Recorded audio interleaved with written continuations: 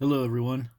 Today I would like to invite you to have a look at this video called Are We Enslaved to One Side of the Brain? This is a video from Academy of Ideas, and this channel has some really good wide perspective and introspective videos. And these apply to dog culture and so many other things. I'll invite you to look at this short section of this video and tell me, does this sound like dog culture? All these trends have contributed to a dangerous situation. Most of us rely far too much on the left hemisphere, and this is stunting the development of our character and creating a population of men and women ill suited to the challenges of life. There have been swings in the past. Okay, ill suited to the challenges of life. Yes, because we replace living as humans with and living as dogs and allowing dogs to kill our fellow humans. Pendulum, says McGilchrist. The balance of power has shifted where it cannot afford to go, further and further towards the part world created by the left hemisphere. In his books, The Master and His Emissary and The Matter with Things, McGilchrist highlights many of the dangers associated with the left hemisphere dominance. Much of this knowledge comes from a wealth of studies that have examined individuals with physical damage to. So, the left hemisphere, that's right handed people. So, if you're a left handed person and you're super creative and you see things different, this video will be very interesting to you, most likely. And if you're a right handed person and you wonder why your narrow scope of things just doesn't mesh with other people, this also might help you understand the people that you are interacting with in the world. The right side of the brain due to a stroke or other form of brain injury. But as McGilchrist notes, similar tendencies and character flaws are generated. Notice he said stroke or brain injury. In some of my other videos, I talk about similar stuff. The habits of dog culture, certain posture and other habits actually limit the oxygen that goes to your brain and the blood supply that goes to your brain. Whether one relies on the left hemisphere due to a brain injury or due to habits and ways of life that draw primarily on the potentials of the left hemisphere.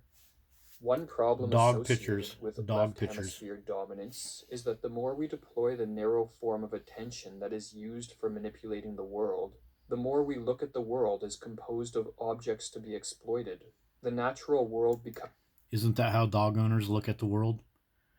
If a dog owner has a dog in their house, well, they want to take it to the park, the school, the restaurant. They want to take that freaking thing everywhere. Everything in the world is for their dog. Everything needs to be exploited, even up to and including the death of their family members. Becomes a set of resources, and other people become mere means to be manipulated in the service of our goals. Manipulated in the service of dog worship. Left hemisphere dominance, in other words, results in an excessive drive for power and control over both our physical and social environments, or as McGilchrist writes. Isn't that like dog owners too? Power and control. Dog owners expect their little children to adjust their lives for the dog that mommy and daddy got. Dog owners expect people out into society to adjust their way of life for the dog.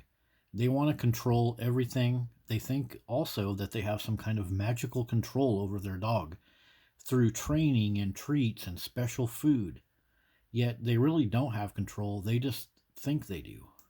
The left hemisphere's principal concern is utility. It is interested in what it has made and in the world as a resource to be used. To make matters worse, while the left hemisphere is driven to manipulate the world and exert power over it, it is unwilling to take responsibility for the mistakes it makes in the. Boom. That's dog owners. That's dogs. That's dog culture. Always got a bunch of dogs. Anytime a problem comes about that comes from dogs, well, it's not their fault. It's the owner. Yet, owners never actually take any responsibility. Dog owners literally get away with murder. I have an example coming up to show you, And in the description, I will put several more examples. With dog owners, it's always some external thing. The food for the dog was wrong. A car honked its horn. A cat made too much noise. Process of this manipulation. Its narrow focus interferes with the ability to stand back and look at the bigger picture, which is necessary to accurately assess where we have gone wrong.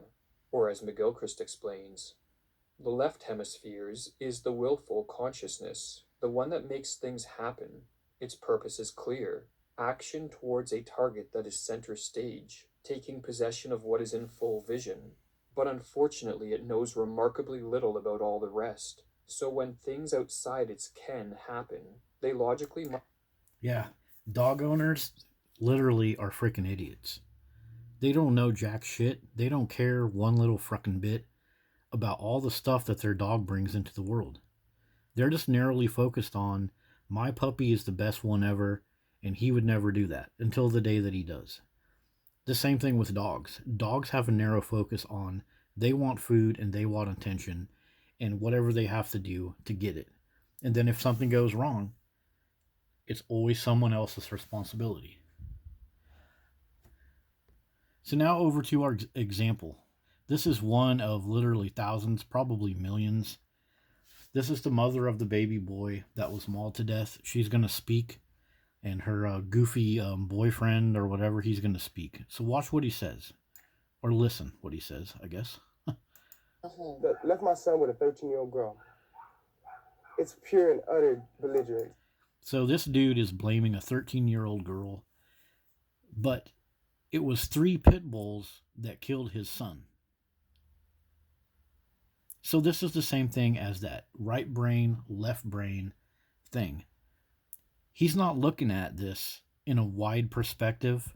He's not stepping back and taking all of that, like this mentions, taking in all of that data, getting that wide perspective. No, this freaking guy in his Puma shirt with his totally emotionally dead woman, he's going to sit there and say, well, it was the fault of some 13-year-old. Instead of stepping back and realizing that it was his fault. It was the dog's fault. It's society's fault for pushing these dogs as some type of family pupper cuddle bunches. So, yeah, what do you guys think about this? It seems to me that dog culture has no creativity, no wide perspective, and they're stuck in the left hemisphere.